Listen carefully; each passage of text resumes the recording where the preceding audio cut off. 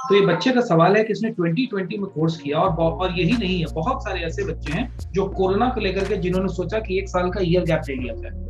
क्या ये एक अच्छी स्ट्रेटजी है कि 1 साल के बाद ही शुरू करेंगे, 1 साल पूरा आराम कर लिया जाए? इसका करियर पे कितना असर पड़ेगा, लाइफ में व्यक्ति कितना आगे जा पाएगा अच्छी तैयारी के साथ, या कितना पीछे हो जाएगा? आपके सवाल को कट शॉर्ट कर रहा हूँ, मैं समझ गया आपके सवाल को, क्योंकि 2020 में आधे से ज्यादा बच्चों ने नामांकन नहीं करवाया कि 2020 में कोरोना है, निकल जाने दो। 2021 में कोरोना का दूसरा बाप आ गया। कोरोना का जो डेल्टा वर्जन आ गया, जिसको आज डेल्टा वर्जन कह रहे हैं, जिसको बेसिकली लोग इंडियन वायरस कहते थे, ये चाइनीज वायरस था 2020 में, और उसके बाद वो घूम फिर करके दुनिया से जब इंडिया में आया तो फिर कोरोना की जब दूसरी वेव आई, तो दूसरी वेव में जो वायरस बना वो और भी खतरनाक हुआ। और जो दूसरी महामारी हमने झेली अभी मार्च से लेकर के इस साल, जो हमारा अभी तक वो चल ही रहा है, अभी भी समझ लीजिए कि भारत में लगभग कुछ 1000 मामले प्रतिदिन आ रहे हैं। बिहार में आज का 60 मामला कल का था कोरोना के नए केसेस का। तो लेकिन जो मौत का तांडव मचा, तो किसी ने कहा कि जीवन तो कई बच्चों का मैंने देखा है, मुझे मतलब भगवान से मैं दुआ करूंगा कि किसी को ऐसा बुरा दिन देखने को ना मिले। परिवार में माता पिता दूर चले गए, तो ऐसा दुर्दिन भी देखने को मिला। और वो तो खैर, अगर किसी कोई बच्चा कह रहा है कि कोरोना के कारण बहुत नुकसान हुआ है, तो कोई बड़ा नुकसान नहीं हुआ। बच्चे, अगर भगवान ने घर में सबको सलामत रखा है तो इससे बड़ा कोई भगवान की नेमत नहीं है। भगवान को आप शुक्रिया अदा करिए। और दूसरी चीज कि जिन बच्चों ने पिछले साल नामांकन नहीं लिया, क्या उन बच्चों का 1 साल बच गया और उन बच्चों का 1 साल लाइफ में से जो है वो फायदा हो गया? उनको 1 साल का डैमेज हुआ। और उनके साथ जिन बच्चों ने नामांकन ले लिया था पिछले साल, आज वो बच्चे सेकेंड ईयर में है, और वो बच्चा जो कि पिछले साल नामांकन नहीं लिया था, वो इस साल भी नामांकन लेने की स्थिति में नहीं है। और अगले साल 2022 में वो बच्चे जो पिछले साल नामांकन लिए थे, उसमें से काफी बच्चे जो अपने 3rd ईयर में आ जाएंगे, और 2023 में वो लोग पास आउट कर जाएंगे, उनको जॉब मिल जाएगी। और ये बच्चे जो पिछले साल नामांकन नहीं लिए थे 2020 वाले, उनको इस साल भी स्थिति वही है, उससे भी खराब है। और ये तो मार्च में आता है भाई, होली में बोलता है कि आप तो होली खेलो, उसके बाद ही हम आएंगे। 2020 में होली के बाद आया था कोरोना, और इस साल भी होली के बाद आया था। अब कोई कह सकता है कि 2022 की होली के बाद कोरोना दोबारा नहीं आएगा? क्या ये कहना संभव है? 3rd वेव को लेकर के साइंटिस्ट अभी से कह रहे हैं कि भारत में 3rd वेव आएगी। अब तक वैक्सीनेट कितने लोग हुए इंडिया में? इस वेबिनार में कितने लोग हैं जिनको 2 वैक्सीन लग चुकी है? कितने लोग हैं जिनको 2 वैक्सीन लग चुकी है? ठीक है, तो भारत में 10 करोड़ लोग वैक्सीनेट हो चुके हैं। 150 करोड़ के देश में 10 करोड़ लोगों को वैक्सीन लगा है। मोदी जी बार बार बोलते हैं लगवा लो, लेकिन तुम लोग वैक्सीन नहीं लगवा रहे हो। हाँ, अभी तक देश में, अच्छा हो सकता है वैक्सीन की कमी भी हो, जो भी हो, लेकिन अब तक 10 करोड़ लोग वैक्सीन लगवाए हैं। और जब 150 करोड़ में मात्र 10 करोड़ को वैक्सीन लगी है, तो इसका मतलब है कि कोविड की तीसरी वेव आएगी। और अगर तीसरी वेव आएगी तो क्या आप 3 साल तक घर में बैठ के जंग लगाएंगे अपने दिमाग में? बैठे बैठे आपका दिमाग आगे बढ़ता है कि पीछे हो जाता है?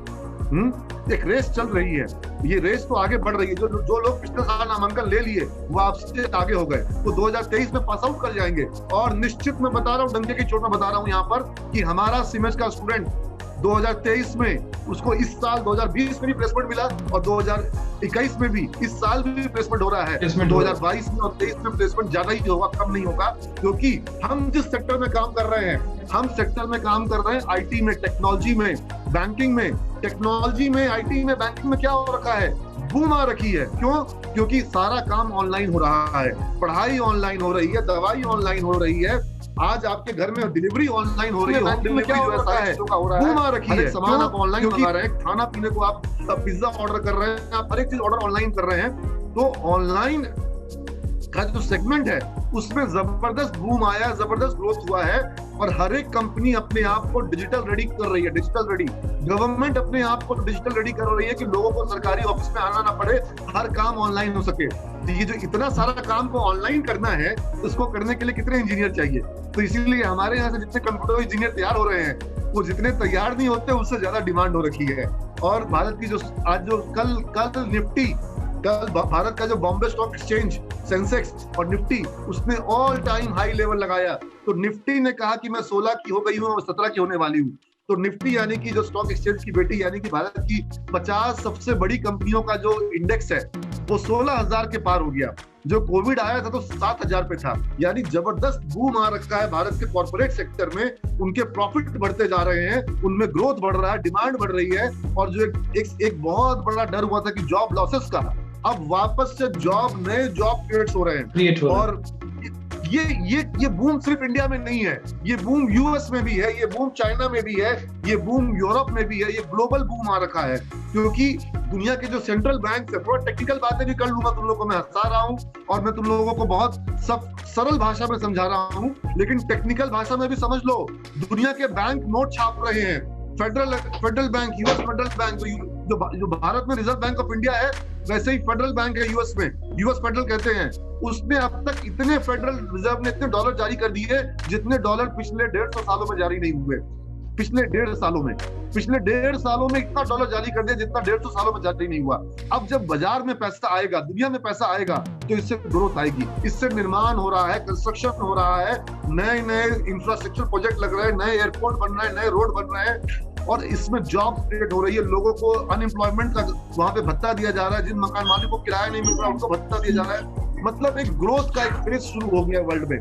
जो दुनिया मंदी के दौर में जा रही थी, उसको निकालने के लिए दुनिया की सरकारों ने क्या किया? नोट झोंक दिया, डॉलर झोंक दिए, युआन झोंक दिया, ताकि दुनिया के बाजारों में करेंसी के कारण एक उठाव आ जाए। ये उठाव तो आ रहा है, और इसका फायदा सबसे ज्यादा हो रही है वो कंपनियां जो टेक रेडी हैं, जो टेक्नोलॉजी प्रूफ है। क्योंकि जो कंपनियां का टेक्नोलॉजी कमजोर है, वो कंपनियां टिक नहीं पाएंगी।